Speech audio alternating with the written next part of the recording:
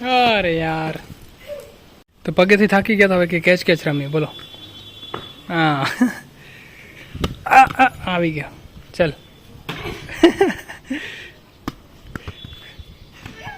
પકડી લો રી.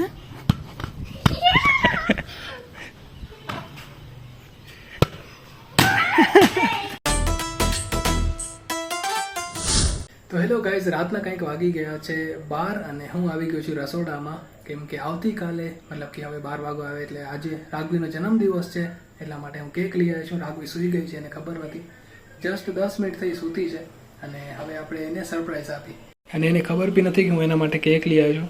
જો અહીંયા રાઘવી લખેલું છે અને આ એક ચોકલેટ કેક છે. તો ચલો કેક લઈ લીધી છે અને કાકીને પણ મેં ઉઠાડી દીધા છે. તો હવે રાઘવીને સરપ્રાઈઝ કરી. ચલો, એ તો મસ્ત સૂતી અને ખબર બી નથી. Happy birthday, happy birthday, happy birthday. એ આ તો જો, happy birthday, happy birthday to you, happy birthday to you, happy birthday. એવડી ઊંઘ આવી ગઈ હતી કે? જો તાર નામ લખ્યું ને, તારું જ બર્થડે ને?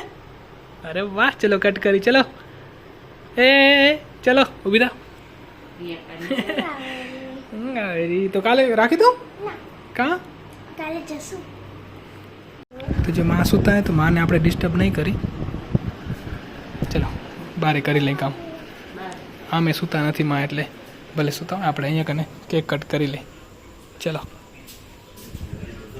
કાપીશ કે? ચલો કાપો, વાંધો નહીં.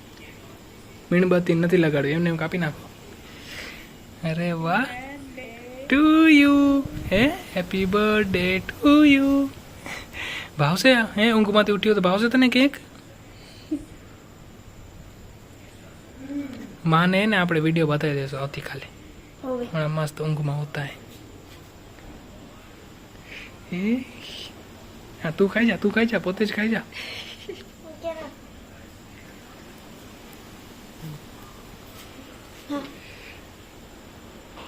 હે હા જા, મખારી આવજા. પપ્પાને ખબર એ નથી, એને સરપ્રાઈઝ દઈએ. એ તો અહીંયા બેઠા છે. એ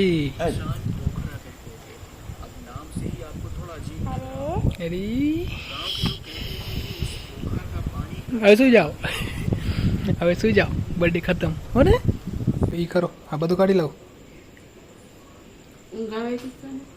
ઊંઘ ઉડી ગઈ નહીં? હવે ઊંઘ ક્યાંથી આવે? હવે તો પેલો વાટકો ભરીને ખાઈશ, પછી હું સૂઈશ, હે ને? અને કેક વાળા ભાઈએ મને પૂછ્યું હતું ઇંગ્લિશમાં લખો કે ગુજરાતીમાં? તો મેં ગુજરાતીમાં જ લખી દો. ઇંગ્લિશ કરતાં સારું લાગે છે, હે ને? રાઘવીની જગ્યાએ રાઘવ થઈ ગયું. વી કપાઈ ગયો. તને તો ઊંઘ આવતી હતી તે? હવે નથી આવતી? તો જો ગાઈઝ, રાઘવીનો જન્મદિવસ તો આપણે ઉજાવી દીધો, સસ્તો અને સારો. પણ આપણે માને ના ઉઠાડે, કેમ કે માં ઊંઘમાં હતા અને માનું નક્કી ના હોય, ક્યારેક રાતના જાગે, ઊંઘ આવે નહીં સરખી. તો હમણાં સૂતા છે, તો હવે આવતીકાલે એમને વિડીયો બતાવી દેશું અને કેક બી ખવડાવી દેશું, તો એ બી થઈ જશે, હે ને? એટલા માટે માને ઉઠાડીને ડિસ્ટર્બ ના કરે, સૂતા હતા. એટલે જો જાગતા હોત ને તો આપણે લઈ લીધા હોત. તો ઠીક છે, ચલો એ સૂતા છે, હવે આપણે પણ સૂઈ જઈએ. તો સવાર થઈ ગઈ છે ને હવે આ કેક જશે આપણા મા પાસે. ખાવ કેક. કાલ રાતે રાઘવીનો જન્મદિવસ ઉજવાયો તો, તમે હોતા હતા ને એટલે. કાલ રાતે રાઘવીનો જન્મદિવસ ઉજવાયો, કેક કાપી હતી ત્યાં કેક. તમે હોતા હતા ને એટલે ડિસ્ટર્બ ના કરે તમને. ખાઈ જાઓ. હો, એ બધી ખાઈ જાઓ. ચલો જી, ગુડ મોર્નિંગ અગેન. અને સવારમાં કાકી અને રાઘવી નીકળી ગયા છે મામાના ઘરે જવા, એટલે કે ગાંધીધામ. તો એ ઘરેથી નીકળી ગયા છે. હવે ઘરે હું, મા ને કાકા જ છીએ. આમ તો હું જવાનો તો મૂકવા માટે, હું ના ગયો એનું પણ એક કારણ છે, કેમ કે આવતીકાલે મા જવાના છે એમના માવતરને ત્યાં. તો મતલબ કાકી એમના માવતરને ત્યાં, મા એમના માવતરને ત્યાં, ને આપણે આપણા માવતરને ત્યાં, એટલે કે ઘરે જ. તો પાવર કટ થઈ ગયો એક્ઝેક્ટ 12 વાગે. ઉનાળાના સમયમાં બપોરના 12 વાગે જો લાઇટ જાય તો આપણું માથું ફરી જાય. ક્યારે આવશે ખબર નથી, પણ આશા છે બહુ જલ્દી આવી જશે.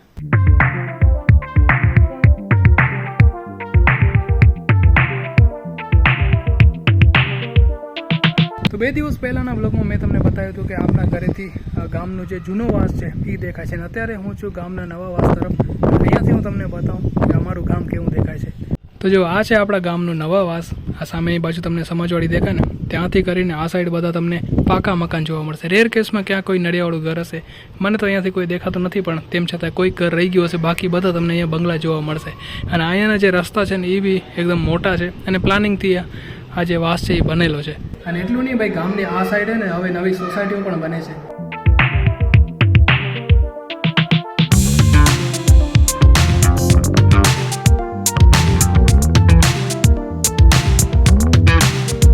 તો આમ જો થેલા તૈયાર થઈ ગયા છે ને અમારા માએ તૈયાર થઈ ગયા છે એમના માવતરે જવા માટે. અને અમારા માનું માવતર ગામ છે રામપર રોવા.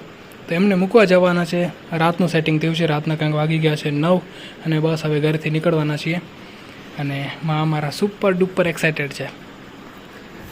એને માં માવતરે જવારું રાજીઓ ને એકદમ. માવતરે જવારું રાજીઓ ને એકદમ. માવતરે જવા તો રાજી જઈએ. હા પોતાને શરીર પતવાનું ના ને એમ કટાડો થાય ને. એ તો છે, મોટી ઉંમર થઈ ગઈ એટલે થોડીક તકલીફ રહે. ઢેડીને હલે પડે. તો ચલો માને મૂકીને તમને મળું આવતીકાલે, હો ને. અને હવે જુઓ, હવે ઘરે કોઈ જ નથી. કાકી, રાઘવી, માં બધા પોતાના માવતરે ચાલ્યા ગયા છે અને આપણે છીએ ઘરે. અને રાઘવી મામાના ઘરે જવાથી પહેલાં 1-2 દિવસ મનીષાના ઘરે રોકાશે. અને કોઈ માણસને અગર એક દિવસમાં 2 વાર સરપ્રાઈઝ મળે તો કેવું સારું હોય. તો રાઘવીની સાથે એવું જ કંઈક થયું. અહીંયા આપણે બર્થડે સેલિબ્રેશન કર્યો રાતના 12 વાગે, અને પછી મનીષાના ઘરે ગઈ ને તો ત્યાં પણ બર્થડે સેલિબ્રેશન કર્યું. અને એ સેલિબ્રેશન તમે જોશો વિડીયોના એન્ડ થવા પછી. પણ હવે આપણે જે 2-4 દિવસ નીકાળવાના છે એ થોડાક ટફ થવાના છે. એક તો કોઈ આપણે કપડાં નહીં ધોઈ દે, બીજું જમવાની થોડી દિક્કત થશે. કાકા બનાવશે ને અમે જમશું, તો એવું જ કંઈક સીન રહેવાનું છે. આ 2-4 દિવસ થોડાક ટફ થવાના છે. ઘરને સાફ કરવું પડશે, ઝાડુ કાઢવું પડશે. તો હા, એવા દિવસો આપણે રહેવાના છે. તો એ બી આપણે જોશું, ઠીક છે. આ જો સિટી વાગીને દાળ ચડે છે અત્યારે. તો આ 2-4 દિવસ આવું જીવન રહેવાનું છે, જે આપણે જોશું આવતા વિડીયોઝની અંદર. અને આજનું જે બ્લોગ છે આપણે અહીંયા સુધી જ રાખશું. આઈ હોપ કે તમને વિડીયો પસંદ આવ્યો હશે. જો તમને વિડીયો પસંદ આવ્યો અહીંયા સુધી જો તો લાઈક કરજો, ન હોય તો ચેનલને સબસ્ક્રાઈબ કરજો. ફરી મળીશું એક નવા વિડીયો સાથે. ત્યાં સુધી તમારે ધ્યાન રાખજો. Tata, bye bye, take care, by.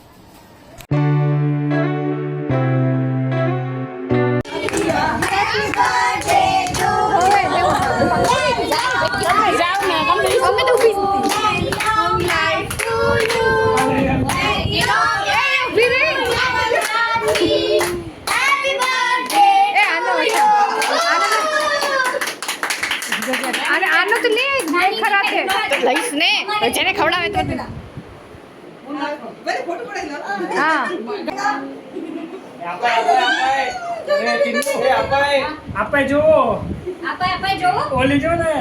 તો આ બર્થડે સેલિબ્રેશનના વિડીયોમાં તમે ખાસ મોમેન્ટ જોઈ કે નહીં? અરે યાર, આપણી મક્કુ જો, મક્કુ કેવી મસ્ત તાલી વગાડે છે.